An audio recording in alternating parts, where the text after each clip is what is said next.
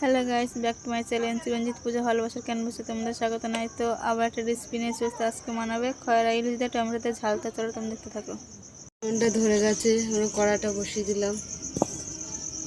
তা এখানে আমি খয়রা ইলিশ নিয়ে নিয়েছি।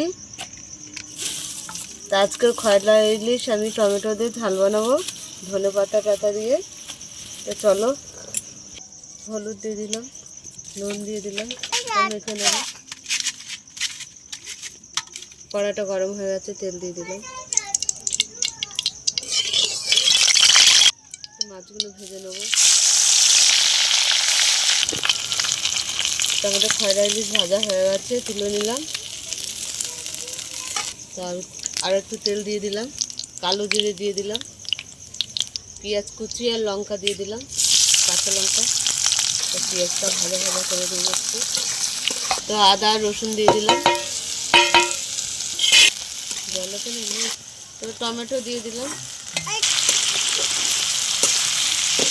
স্বাদ মতো নুন দিয়ে দিলাম, হলুদ দিয়ে দিলাম। মশলাটা ভালো করে কষে নেব। তো লাল লঙ্কা দিয়ে দিলাম, গুঁড়ো লঙ্কা। তো আমাদের মশলাটা পুরাই কষা হয়ে এসছে, তেল ছেড়ে দিয়েছে। তো একটু আমি জল দেব, জল দিয়ে দিলাম।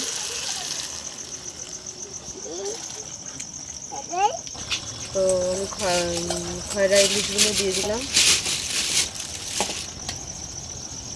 ধনে পাতা দিয়ে দিলাম।